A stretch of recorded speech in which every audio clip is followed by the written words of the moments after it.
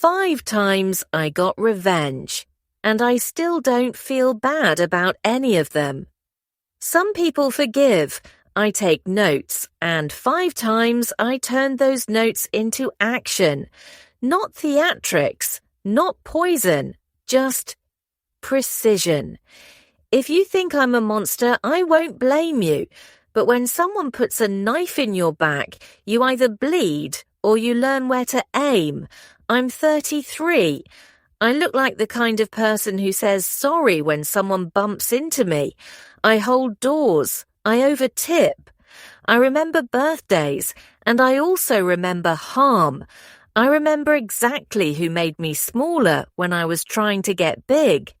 I remember the names, the dates, the casual cruelties that people toss out like confetti and then forget as it drifts to the floor. I don't forget. I catalogue. You can call that insane if you want. I call it survival with a spiral binding. The 5 stories I'm about to tell you, these aren't my greatest hits. They're just the moments where the scales tipped and my hands didn't shake. Each one is its own little confession, stamped with the same ugly truth. I didn't do it to feel better. I did it because some people only understand accountability when it costs them something they can't afford. If you're still here, good. I'm not going to dress it up. I'll tell you what they did, what I did, and what it felt like afterward. Sometimes the aftermath is the only honest part. 1. The lab partner. Sophomore year of college, I got paired with Aaron for a semester-long psych lab. He was that brand of charming where you don't notice he's cutting in line until you're standing behind him watching him order. First week, he said, "You're the detail person, right? I'll do the heavy thinking, you write it up." I said nothing because conflict made me nauseous, and my scholarship was duct tape holding my life together. He would forget meetings, show up for presentations in yesterday's shirt, crack jokes that landed like gum on my shoe. Every draft I wrote, he skimmed for 30 seconds and then emailed to our TA with both our names at the bottom. He got the grade, I got the ulcer. Midterm presentation day. Aaron recited 3 of my exact paragraphs from memory and winked at me while he did it. He actually winked like we were a team. The TA said the analysis was impressively nuanced. Aaron bowed. I laughed, not out loud. Something inside me laughed, sharp and mean. It sounded like metal. He had one weakness, laziness. Our TA was inconsistent, but not stupid. She always flagged changes. I started watermarking my drafts, tiny phrases in the text that were mine, fingerprints nobody else would write, counterfeit empathy, apologies are air. I kept time-stamped versions in a folder and emailed them to myself, subject line stuffed with dates and the word draft. Aaron, dear heart, kept doing what he did, copy, paste, credit himself in group chats with the same smirk that felt like a smudge on my face.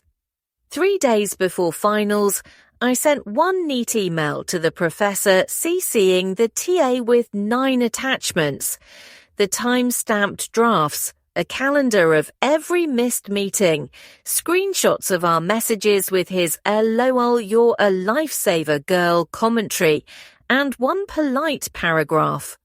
I'm worried about academic integrity in our group. I'm not asking for punishment. I'm asking for fairness.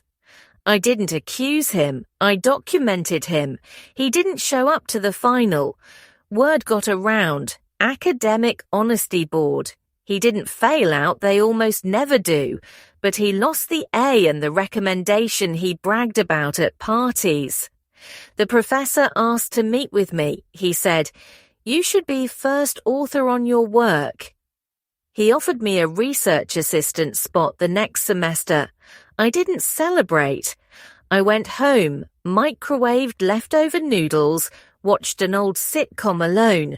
But that night, I slept like someone who had turned a lock and heard it click.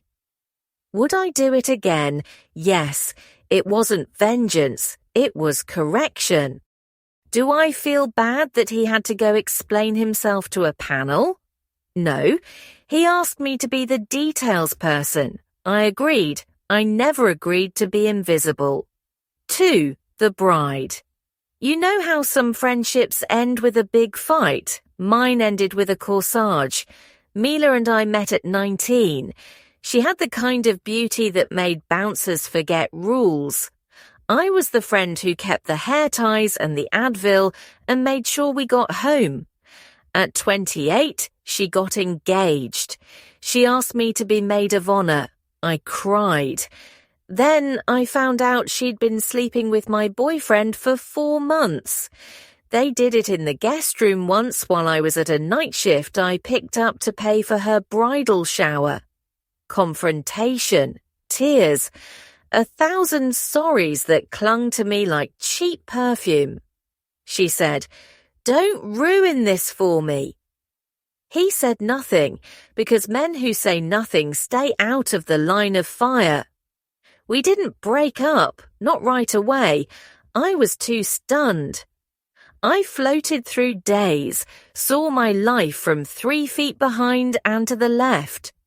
I still have the text she sent at 2:11 a.m. I never meant to hurt you. Please don't take this away from me. Take this away. As if it were a centerpiece I could move off a table. I didn't nuke the wedding. I didn't make a speech. I didn't wear white. I made a choice. Let the lie stand or change the light so everyone could see the dust in it. Mila had a photographer whose contract had specific morality clauses, no defamation, no public acts that bring disrepute to the couple.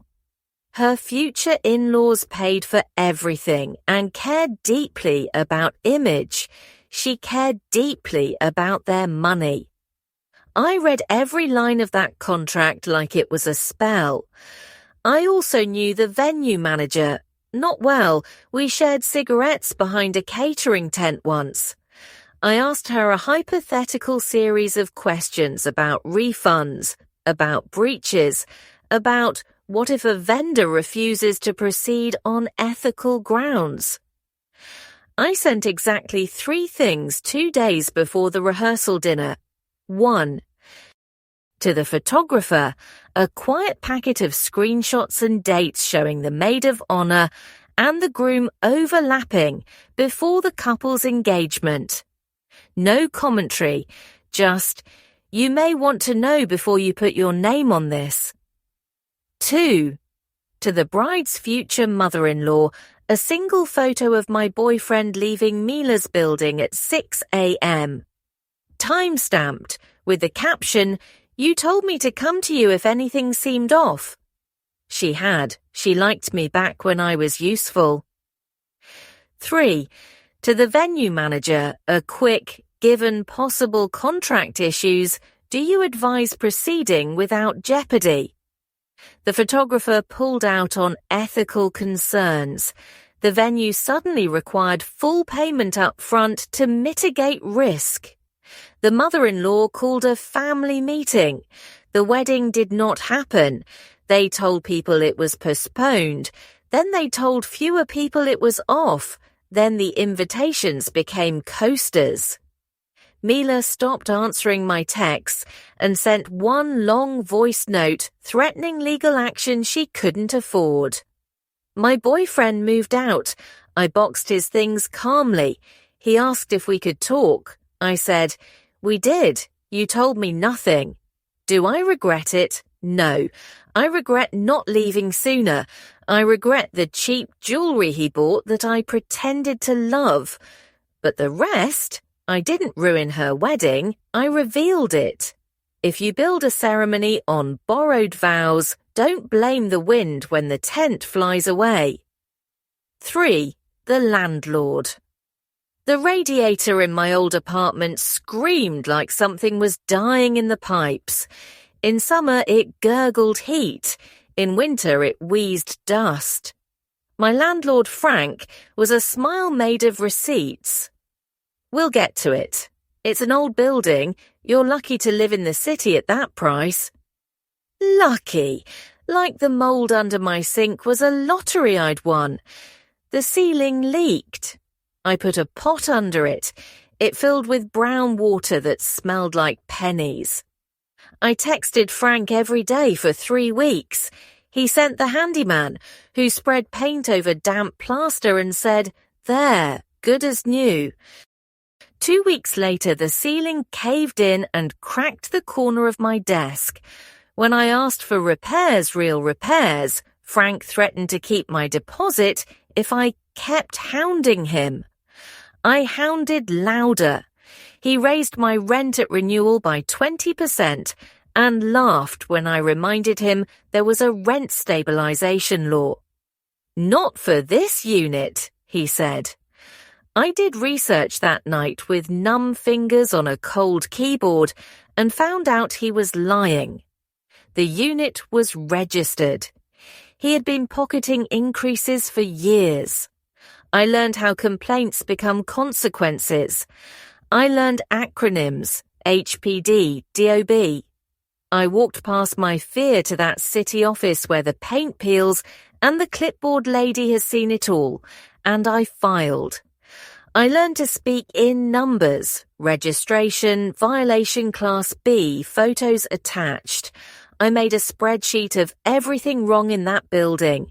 The broken door buzzer, the trash that sat so long we had raccoons, the smoke detector with dead batteries. I met my neighbours in the hallway and said, "I'm doing a little project. Do you want in?" Most did. They were tired. Tired becomes brave when someone else holds the pen. We scheduled an inspection for a Tuesday morning and forgot to tell Frank. We let the inspector in. He looked up at my ceiling, at the cracked plaster like a grin missing teeth, and wrote something down with a sigh. He visited 4B where the windows stuck, and 5D where the stove flickered like a haunted candle. He wrote more. The next week, a thick envelope arrived on Frank's desk. I didn't see it. He told everyone about it in the lobby, his voice high and tight.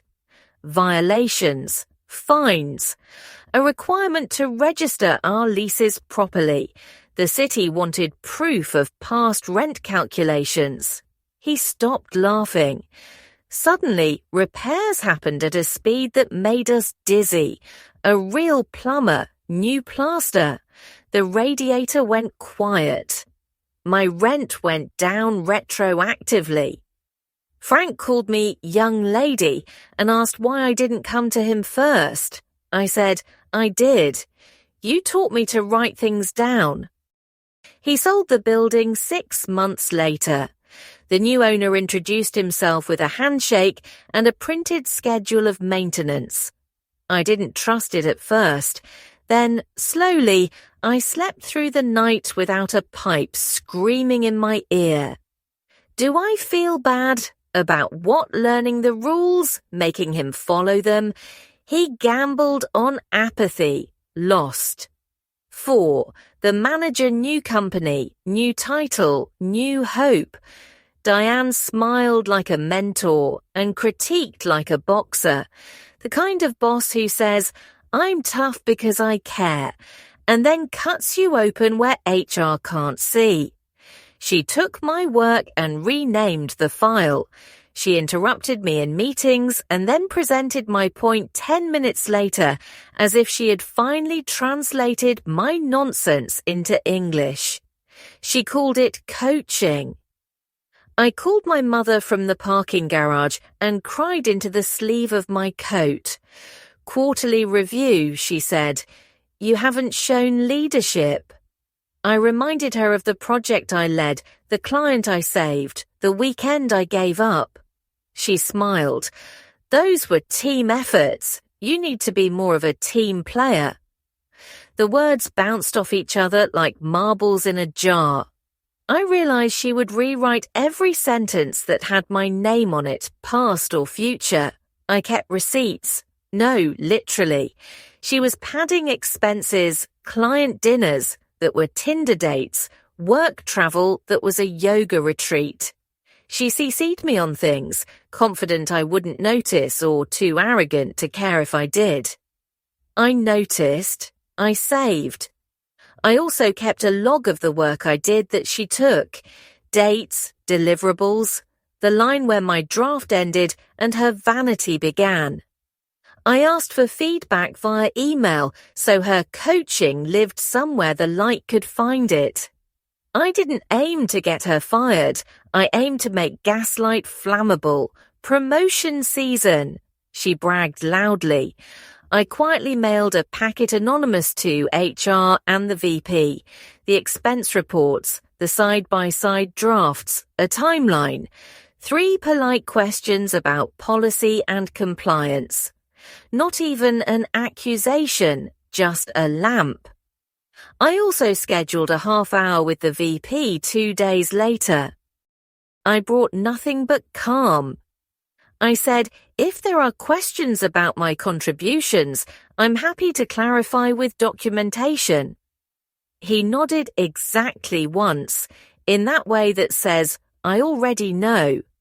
Diane's title didn't change, it vanished. They let her resign. Personal reasons? Everyone had a story about how relieved they were. No one said my name. I didn't need them to. The workroom felt 10 degrees warmer. I didn't get promoted that quarter. I did the next. The VP's congratulations was dry as toast, but his eyes were not unkind. You've been doing this job for a while, he said. It was the closest thing to an apology I was ever going to get. Guilt? No. I didn't make her fabricate dinners. I didn't make her hold my ideas in her mouth until they tasted like hers.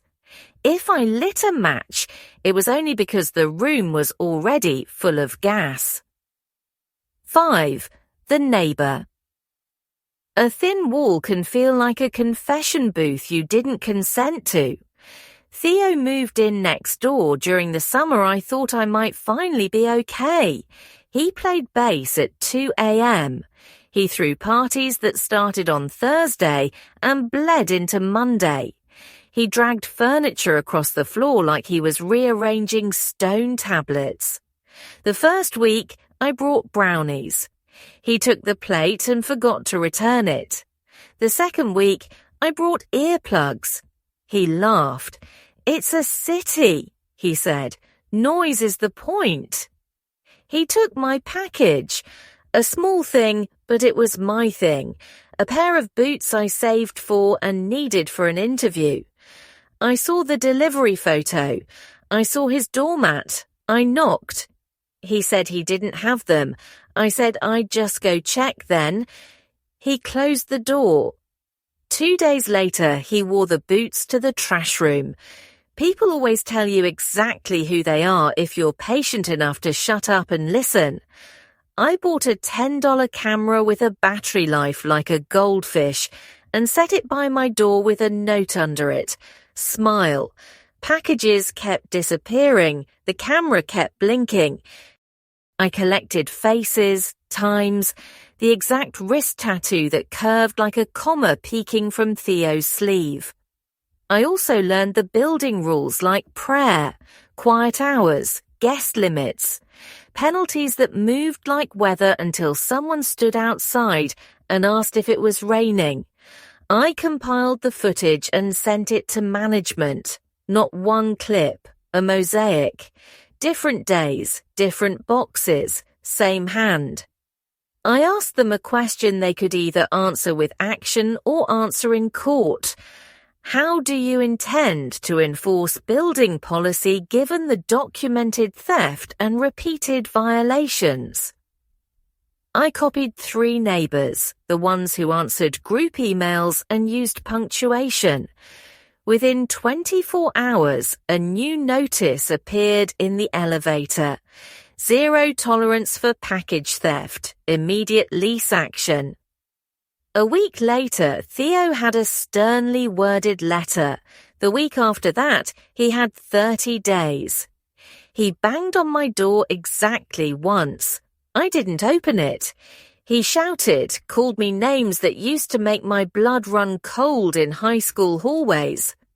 I waited him out, then walked the long way down to the lobby and asked the doorman about his day. 31 days later, he'd asked for mercy. The bass stopped. The nights got quiet enough that I could hear my own breath when I turned out the light. Sometimes I still hear the echo of low notes in the pipes, like a memory that forgot to leave. Do I feel bad? He'll tell anyone who listens that I ruined his life over packages. He ruined his own life over other people's property. I just installed a mirror and asked him to look. You're waiting for me to say I learned to forgive, that I closed my little notebook and set it on fire and danced in the ashes. I didn't. I learned how to write neater. Maybe that's the ugly part, the part that makes you want to back away from me just a little. I still keep score, not to punish exactly, to prevent, to remind myself I'm not a doormat with a pulse. Would I do any of it differently? Maybe I'd leave sooner sometimes. I'd walk out before the lie became a lifestyle. I'd look at the boy who winked while he plagiarized and say, "You're not smart enough to be this confident," out loud, just once, even though my hands would shake. But those 5, I don't feel bad. Each one was a cut that needed stitches, not a Band-Aid. I gave them the thread and the needle and the truth. This is going to hurt. If you think I'm a monster, I won't argue. Monsters are just people who stop pretending the fire in their chest was anything other than flame. The funny part, if there is one, is that revenge didn't make me happy. It made me safe. It made rooms breathable again.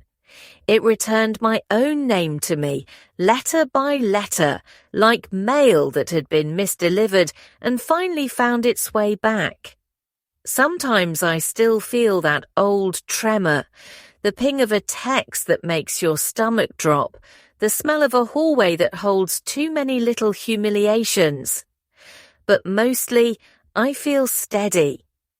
The ledger isn't a trophy case, it's a boundary. It's proof I'll pick myself every time. Do I sleep better? I sleep. Honestly. No breath held. No rehearsed apologies for things I didn't do. On bad nights, I count the 5 like beads. Lab partner, bride, landlord, manager, neighbour. Each one a lesson I paid for. Each one a receipt I keep in a drawer I open less and less. Would I do it again, if I had to? If the choice was between shrinking around someone else's appetite or taking back my own space, I'd choose me every time. You want a twist? Here, last week I ran into Aaron the lab partner at a cafe. He didn't recognize me. He told the barista he was writing a book, laughed at his own joke, took the coffee and left. I watched him step off the curb and almost get hit by a bike because he wasn't looking where he was going. It felt like the punchline to a joke I didn't even tell. I walked home past the old apartment building, the one with the quiet radiator now, and thought about how all 5 of them probably talk about me, as if I'm the villain who turned their lives upside down. Maybe I am. Maybe I just set their lives right side up and let gravity do the work. Some people forgive, I take notes, and between the 2 of us, I sleep just fine.